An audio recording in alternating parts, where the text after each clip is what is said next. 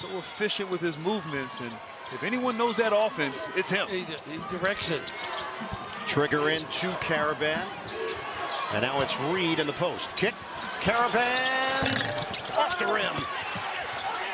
Kohler somehow saved it to Fears. Really a nice job. UConn is 16-0 when holding opponents to under 40% shooting. Michigan State right now shooting it at 38%. Fears trying to go behind the back. It is scooped up there by Smith. And Smith is fouled by Fears. That'll be team foul number 5. And behind the back, cost them. But how about the play of Smith? Emery not 100%. Smith is competing. Oh, he gets after you. That's his trademark. Did it last weekend, too? Yep. High motor, very gritty. From the Bronx. Brother Scoochie was a standout at Dayton. That's where Malachi was before becoming a grad transfer for UConn. 2.5 to go. Huskies lead by 3. Ball one-on-one with Card. 9 to shoot. Screen, a crunching one from Caravan, and he got caught. Mistake, really, by Caravan. Got a little close. And it's number 3 on the super senior, Alex Caravan. A smart play by Fears, too. Does that with the dribble. Lets the big right his back, but just a good understanding. Looked like Caravan was maybe going to try to slip that or something, but definitely a moving screen there. And the 10th UConn turnover. Back screen to the box and a pop. Nice handle by Caravan. We approach 2 minutes to go. 1 possession game. Cooper with a high screen. Here's the roll by Cooper. And the finish! Cooper with a thunderous jam. How about that? Kohler emptied out to open it up for the big fella. 1-point game, 1:50 to play, and a timeout call. 13.6 rebounds for Cooper. He continues to produce on the offensive end. UConn leads by 1. Our game reset, plenty of timeouts. UConn leads Michigan State 58-57. The possession arrow does favor the Huskies. Largest comeback wins NCAA tournament history. BYU down by 25 back in 2012. Michigan State down by 19. That was early. It was all UConn. And guaranteed a lot of those teams made threes to come back. Michigan State has not made 3 for 14. Nice set. Oh, miss Reed. There you go. Reed, post up kick. Caravan, deep one. Some early nuggets by the experienced vet. 15 for Alex Caravan. And a 4-point advantage for the Huskies. Boy, is he on a tear the way he's been playing the last couple of games. Fears, he's got the big. Cooper's got what he wants too. He's matched up with the point guard, Demery. Got to be careful he doesn't charge. Double team. Fears, they need it. Oh, yeah! That kid knows how to step up. Not known for deep, but put it on the table, he knocks it down. Michigan State has cut it to 1. UConn 61, Spartans 60, under a minute to play. One of these two teams is going to the Elite 8. Mullins feed the post. Reed doesn't get the bounce, but he is going to the free throw line. And I like what Dan Hurley has done the last few possessions. Put the ball in the hands of your seniors. Caravan knocking down that 3, and then of course Reed getting to the line, and then Fears comes right back at him. They leave him to double team. Steps up. The scouting report was probably, if we're going to give anything, let him take one. And Reed is now 1 of 3 at the free throw line. UConn up by 2. Ross in for his terrific reads on the defensive end, too. Sleight of hand, helps out. Transferred from Michigan. Tom Izzo recruited him. Ends up at UConn, has put together a whale of a season. And UConn now leads by 3 with 41.5 on the clock. A timeout call. Timeout. Spartans. Huskies 63, Spartans 60. The Spartans are 4 of 15 from three-point range. They trail by 3 with 41.5 to go. Big thing on anything is offensive rebound. If you're Michigan State, get a good shot, a dribble drive. Conversely, UConn stick people and step to the ball. Kerr Tang is back in for Michigan State, and he's going to toss it in. I got another shooter on the floor, basically. 38% shooter from long range. There's a 15-second difference. Shot clock to game clock. Nice show by Reed. Fears drives. Fears couldn't bank it in, but a foul. Demery was there defensively, and Jeremy Fears Jr. is going to the free throw line. Just need guys that want to make plays, though. That kid does. Right here, a little breakdown. Gets that angle. Demery trying to late contest there. Just got called for the foul, but smart. Put the ball in his hands. Let him make something happen. 11 points, 7 assists. He is 0 for 1 at the line tonight. So that 88%, he's been so tough in clutch situations. It's a 2-point game with Tang sitting, replaced by Jordan Scott, going offense-defense here with 32.3 on the clock. Got to play, stretch the game out, Grant. Hits them both. They're going to call a timeout, figure out what they want to do. What strategy? Maybe a quick trap, try and come up with a steal. Coming down to the final moments. Duke got a hard-fought win over St. John's earlier tonight, 80-75. The Blue Devils are in the Elite Eight for the 3rd consecutive year. And one of these two teams will be joining Duke for that Sunday matchup. And Michigan State, not a pressing team by nature, seldom if ever. But this is one of those situations, I think, good reaction, maybe big on the ball, a good trap, and maybe even a secondary trap on a potential post-up pass at the top of the key. I agree. You can get a trap, maybe get a steal. Once the ball gets over the half-court line, then you may have to start thinking about fouling if you're Michigan State. Caravan gets it in. They got the guys who can make free throws, too. There's a 2-second difference, shot clock to game clock, and now they back off. As they got it in, the foul is given, and Caravan's an 85% shooter. Should have given it earlier, obviously, save some time. They did a good job of attacking that pressure right there. Of course, a good free throw shooting team. The only one, Terrace Reed, at 58%, but he was out of the action there on that press offense. Wisely, right? And this is a 1-and-1 for Caravan. And now Tom Izzo getting his offense on the floor.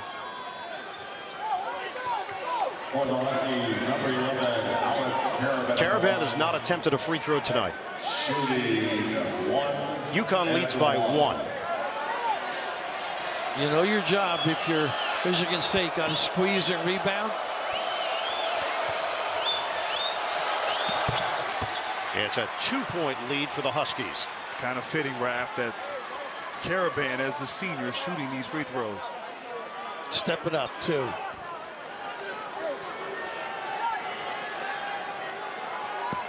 Second one for Alex Caravan. Makes them both calmly. He had missed one against Villanova a couple of years ago that hurt. He's bounced back. 65-62. Fears races ahead. We're down to 17 seconds left. Fears, spin move. Fears looks at the clock. Down to 10 seconds left. Got to go for 3 now. Got to go for 7 seconds left. Tang can't hit the 3. And a foul called. It's staying here with 4 seconds on the clock. And everybody stayed at home when Fears penetrated. He didn't have an outlet. Well, initially he could have gone in there maybe to try to get 2, but as you said, the clock went down, so it was too late. They had to shoot a 3, and Cooper got inside position there and a little over the back by Reed, which bails out Michigan State. And it's the 4th foul on Reed. Cooper at the line. Got to decide right now. You're going to make one, try and miss the other. They got Carr on the inside, anticipating with Kohler as well. If you make that first and you decide to do that, you got to make sure you hit the rim if you're missing intentionally on that second free throw attempt. So many kids have just thrown it up. A lot of guys practice this now. Miss the second one on a side, maybe Kohler side or a Carr side. They have added time. It's 4.6. First one, Cooper, is good. They're going to make it, I think. It's a 2-point game. They're going to call timeout and figure out what to do here. UConn. And it's UConn who takes the timeout. I think you got to try and miss it, though. Me. And then just crash. There's two schools of thought in this situation. Make it and then try to trap and foul right away. But I agree. Put the pressure on the free throw shooter. I think maybe miss it. This is a good free throw shooting team. You don't want to go the whole length of the court if you're Michigan State after those free throws. So again, this is a situation you really see guys drilling now, trying to miss it on a proper side, like right side, left side. I would get your bigs in the lineup, maybe get the guards to crash. Well, he had Kohler and Carr, and obviously Carr's got that great elevation. 4.6 on the clock. Second free throw here for Carson Cooper. And the Spartans are down by 2. And Raph, with Cooper at the free throw line, that's one less offensive rebounder to go get it.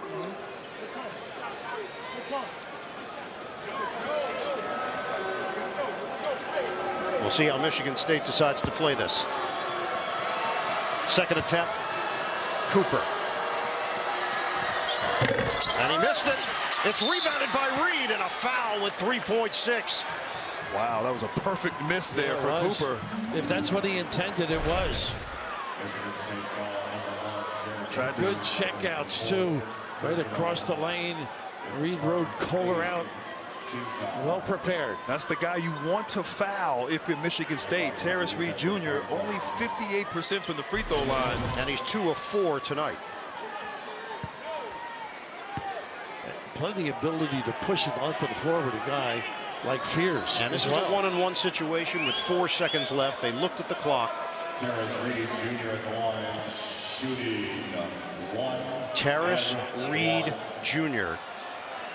at the free throw line. UConn leads by 2.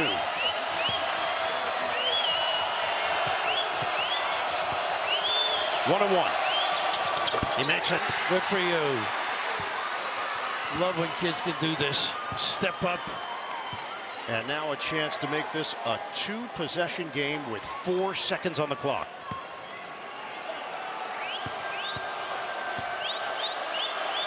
Reed.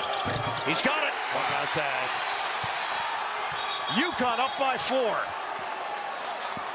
And a timeout taken by the Spartans. They disheartened Tom Izzo there in that timeout at the other side. There, the Hurleys. Basketball royalty. Absolutely. First family of basketball in New Jersey.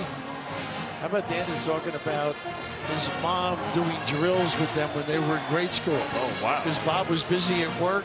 They had them all written down. Take the kids down there. That's a lot of pressure on Mrs. Hurley. Yeah, exactly. But how about this UConn team? Down the stretch, they're seniors. They're bigs. Terrace Reed Jr., Alex Caravan stepping up, making plays, willing their team. And Dan Hurley's wife, Andrea. She's been through this drill before. Oh, yeah. Many times. And with 4 seconds left, barring a major mistake. What he's been able to do, right, Bird, in his career, his short career, really. It's his 8th year as the head coach at UConn. He's done a whole lot of winning. Just wants token pressure right here. No fouls. Long pass, knock away, and that's going to do it. UConn's championship hopes remain alive. They're going to the Elite 8. 17 straight wins in the Sweet 16 or later. An amazing run by the Huskies, and it continues. They knock off Michigan State 67-63 to set up a 1-2 matchup in the East region. It will be Duke and UConn for the right to go to the Final Four in Indianapolis. And the elder statesman, Caravan and Reed, provided an extraordinary lift for this team. And it's incredible what this program has been consistently since he's taken over. Of course, Jim Calhoun had a great run, as we all know, too. He says the best coach is Gino Auriemma. That's what Danny says. So you can't argue with that success. Well, Oh, you can. Only one spot remaining in the Elite Eight.